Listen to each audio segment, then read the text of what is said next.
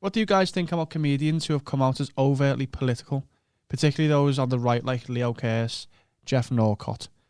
I saw a study saying the most comedians in the BBC were overly left. What are your thoughts?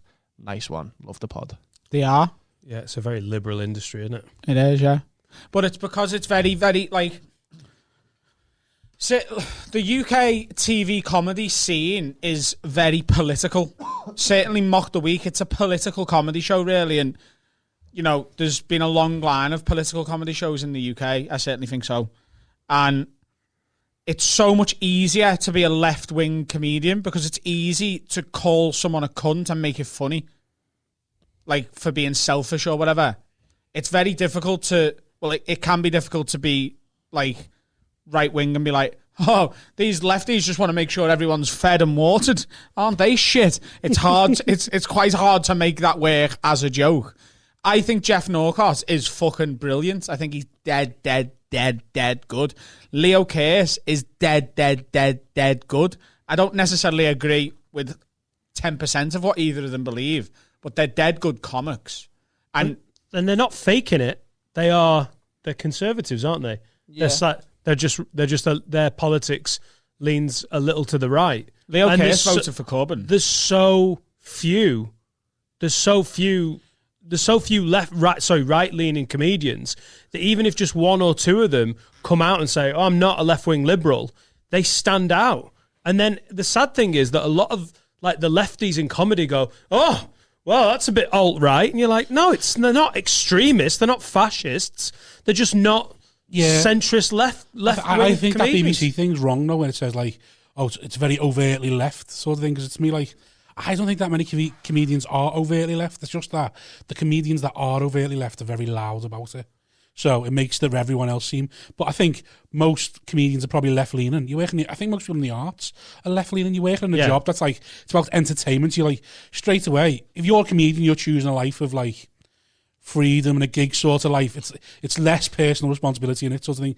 Really, it's up to you to go out and earn the money, but it's more about like you have to have a certain appreciation of freedom and looking at like I don't even know. Where the arts itself traditionally have not been a bastion of like Tories and the right way. You're not massively business thinking, are you? If you're going to go into so you tend to have the kind of brain that is a bit more. But liberal, I wouldn't say you're overtly liberal. Being pessimistic, which I'm not, because I'm not saying that, it's a fucking good career move. Like if you aren't, you tick the box. Like if it's the most random thing, if you're a white middle class British comedian, if you want to stand out as different and you go that way, you go slightly right-leaning, all of a sudden you stand out. Like Jeff Norcott has made the joke, by being right-wing, he's essentially a minority. And he gets put on things because it's like, well, he's one of the very few comedians that's right-wing. I think one of the things with it, though, as well, you've got to be good. So if you're going to be a comedian, because what Adam's saying about TV and political, Jeff Norcott, he's a very good comedian. Leo Kearse, very good comedian. Andrew Lawrence, very good comedian, but he come out political, and party was like, this doesn't suit what you're doing. Where Jeff Norcott and Leo Kearse, they've always talked about like politics to an extent. Andrew Lawrence never really did he? And then he come out really right wing, and everyone was like, "Oh, look at him, he's being horrible." And it's like, is he, or is he just? It's quite interesting this week, though, isn't it? That something that Andrew Lawrence said, which was misinterpreted at the time, is now the forefront of a conversation in comedy. Because when Andrew Lawrence, so for those who don't know what went on, a few years ago, there's a comic called Andrew Lawrence who a lot of you will know of because he did a lot of TV shows. He's done Live at the Apollo. And he essentially came out with that he sort of identified with some of UKIP's policies, for example, thought that the fact that, UKIP were winning a lot of votes and that the TV industry were ignoring it and still calling UKIP voters idiots when a large part of the country were now supporting that party. He felt like, you're overlooking a huge portion of the population here.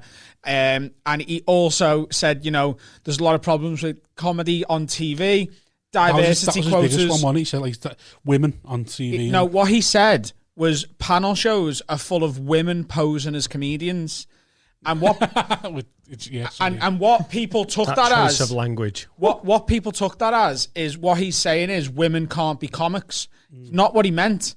What he meant was stop putting Claudia Winkleman on 8 out of 10 Cats when there are female comics. Yeah. That's what he meant. Richard and now this week, the same people who hate Andrew Lawrence are going, fucking Big Fat Quiz of the Year. There's 2 women on it and neither of them are comedians. Why aren't you booking any female comedians? It's the exact same thing he was talking about, really. Look, I don't agree with 10% of what Andrew Lawrence said. I really, really, really don't. But that thing, what he was lambasted for a few years ago, the same people who scolded him, the Twitter angry mob, are now going, why are they putting these women posing as comedians when there's female comedians out there? He went early and he went harsh. It's just not what Leo Kurtz and Jeff Norcott do. They just basically they're like, this is me politics. This is the funny bit about it. Jeff Satori, I think Andrew Lawrence started a very difficult conversation which resonated in an uncomfortable way with a lot of comedians. Yeah. Because there has been a lot of griping in the last 10 years from British acts. Like the circuit, for better or worse, probably not for better, is male dominated. And the TV industry, especially the BBC, because it's paid for by license fee payers, has a different set of standards. It's not just a business with a businessman going, well, like Hot Water can do, we're a business, we just want people who smash it. Couldn't give a fuck about quotas. The BBC do give a fuck about quotas. And it has developed some resentment within the circuit because it all of a sudden doesn't feel like a meritocracy. Yeah. But it doesn't have to be a meritocracy. Everything is right for the vessel that it's being booked for. The BBC and those panel shows have an agenda, and it isn't like Olympic qualifying, like I've said before. Yeah. It's not just all the funniest acts, because if it was, it would be Mick Ferry, Glenn Wool, Adam Rowe, and that's how the panel would look. And he said certain things, well, I'm just being honest, he said certain things that on the face of it were unpalatable. On Twitter, they looked angry, they looked misogynistic, and the worst of it for me as a liberal comic, there's a few things that made me go, but I kind of see the point. I think the problem was when he said them as well. He said them, like 4 or 5 years ago now? I think it might be even a little bit longer than that. When he said them, this wasn't a thing, was it? Us 3 sitting here on a podcast wasn't a thing. So when he was saying it, I think a lot of the people who are probably sitting there going, well, how else am I going to get a break, sort of thing? How else am I, like, people who he might have been on about, like, even like certain, because he said certain female comedians shouldn't be on there. He didn't just mean poser comedians. He was like, people who haven't earned the chops are being put on because they want tick boxes. And that was happening. But that was because they didn't have any other way to get the profile that they've got now. Whereas you look at someone like Kiri and Rachel. Rachel's not done loads of TV, done bits. Kiri, loads, done bits. They've got a massive profile for having a great podcast. There's different ways out there now for people who are decent to get the name out where there wasn't before. And him saying, well, they shouldn't be on there full stop, I think got a lot of people's backs. It was like, well done, surely we deserve some way of getting on there, because otherwise, how are we going to be able to get on there, and how is there going to be female representation on these things? Yeah. Well, that's it. That's something that's largely overlooked, isn't it? Like, I'm in several WhatsApp groups with comedians, and everyone has a little bitch. It's a bitchy industry, in all honesty, and people talk about these things. Like, you'll see like the new lineup on Mock the Week, and someone will go, how the fuck is he on it? Or how the fuck is she on it? She's just on ticking a box. She's just on. But really, when we're talking about representation, there's always going to be a period where, and I hope no one takes this the wrong way, where there is a quality drop-off in favour of representation, because in a industry dominated by straight white males, when you're watching the TV industry of that, as a straight white male, you are watching the telly and seeing yourself represented and going, oh, he's like me. Like, the two acts that made me want to do stand-up were Kevin Bridges and Jason Manford, because I was like, they're just 2 working-class lads who dead young when they started. This is possible for me. And the argument in favour of positive discrimination for diverse purposes is so that, like, if you're an Asian girl, you should see an Asian girl on TV doing comedy, because then you can go, oh, it's possible for people like me as well. I can't see it, I can't be it. And because there's not been that many Asian girls who've done comedy, you're not necessarily going to get a club killer who's done it for 20 years. But you do have to go, right, there's an Asian girl doing comedy who's not terrible. She's all right. And we don't have anyone else. So we'll put her on for now and hope that the next generation there's like Well, it's 10 not- Asian girls that's it. Well, who are doing comedy. There might and be then- one who's not good enough, and then the next time there's 30 to pick from, and 3 of them are fucking killers. And Yeah, it's but like, you know what's brutal when you watch some of these shows and they do get an older comic. They're not always fucking great. They're not always great. No. Like sometimes I watch It's a these. different game, isn't I it? watch these TV shows, and you've got a younger woman on, or it's someone from, and you're like, it looks like a breath of fresh air because sometimes the jaded old comic isn't as great as you'd think they'd be. Sometimes, like, I get the discrimination thing. It was an uncomfortable. It was an uncomfortable moment, I think, as a comic, where you're like, this is on the face of it abhorrent. But it's not just... The reason I think it provokes such a reaction is because it wasn't just hate for the sake of it. It was founded in some truths that were like, oh, God. it seemed targeted a bit as well, because like he was commenting after shows and stuff, wasn't he? Or like he was highlighting people who shouldn't, like, or even stuff. And because once it gets targeted... his head well and truly that's when- fell off. Yeah, that's when But it got like, weird. His head didn't well and truly fall off when he made the statement, really. It was accompanied by the reaction to it. Yeah. Because he went, I think this, and an entire industry went, fuck off, fuck you, Yeah. none of us want anything to do with you ever again. Yeah. And then what happens a lot of the time with stuff like that is they have to double down on what people thought they were saying. Yeah. It's happened to comics who shall not be named, who've essentially been called, oh, you're a bit mental, you're a bit conspiracy theorist. And I remember a certain comic that I really won't name, when he first started going down that, he was like, I'm not a conspiracy theorist, but there's just a lot of things we need to have a look at here. Yeah. And he was being quite sensible. He was like, this is a problem. This is a problem. Why is no one talking about it? And you're going, okay, I sort of see what you're saying, actually. Why is no one looking into that? And now it's Bill Gates wants to know where my cat is at all times.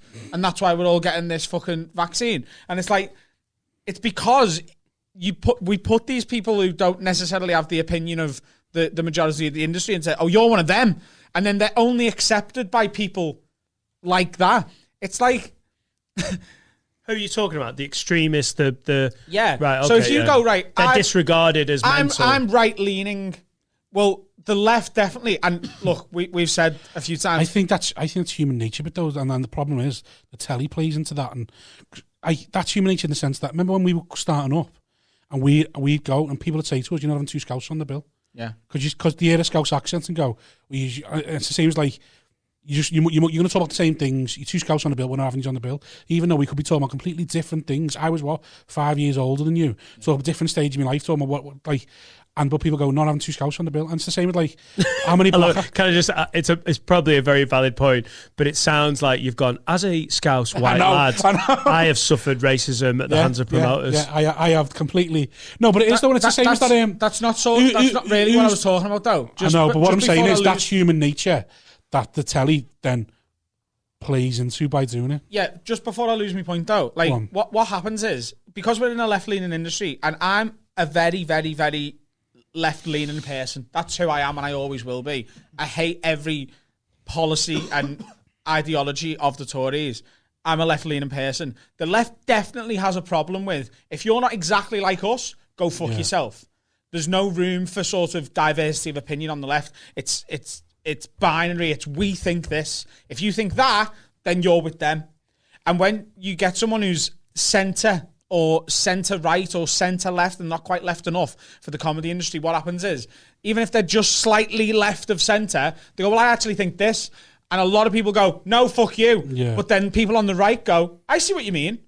And then they eventually slowly end up centre of right and then alt-right. Yeah. And that someone who's centre left can end up far right because the left reject them immediately. Hal Cruttenden's been going on about it on Twitter. He's getting absolutely hounded by Corbyn supporters because he's a centrist. He's a centre, like an old Blairite sort of Labour, to a Corbynite leftist. That's like the worst thing ever. Oh, you're just as bad as them. You're like, no, that's not fair. You're basically pigeonholing. And it doesn't help the argument. It makes it too simplified, and it makes the job of the right easier because then they're like, cool, keep pushing all these people towards us, and we'll keep winning elections. The right doesn't have that problem, and it really doesn't. People on the right are far more likely to go, I disagree with you about that, but don't worry about it. See, I think... Do you reckon? Yeah, I think the right has that 100%. problem. In terms of Brexit, did it feel like that they were really like leave, remain? Did that? Well, put it this way. The Conservative Party, when it came to Brexit, was split. Half of them campaigned for Brexit and half of them campaigned to remain. And that party is nowhere near as fractured as Labour, who campaigned entirely to remain. But that's also the nature of politics, isn't it? That whoever's in power, and then your opposition's got to reorder itself. Yeah. 10 years ago, 15 years ago, it was reversed. Yeah. Labour had power, and you get that unity with power, but just culturally, there is a heavy-handedness with the left. And this is talking about Twitter, we're talking about the media, television. It's very like, well, of course we're right. We're leftists, we're liberals. Yeah. So we're nice people. And anyone that doesn't agree with us must be basically a fucking fascist. That's the vibe, isn't it? I think if you're not with us, you're not just right-leaning, you're a problem. I think people forget that being nice is subjective. What's nice to you is not nice to me. And people completely forget that. Like, they're just like, no, I'm a nice person. I do all these things. People are like, yeah, but you think you're helping, but you might not be helping that cause. And by not helping that cause, you're not being nice anymore. But all they can get in there is, I'm helping, I'm being nice. Like, are you though? And that's what you've come here to say, Rob. Yeah. Just be nice, man. Yeah. Just be nice. So it takes you over an hour to reload your cum. Yeah.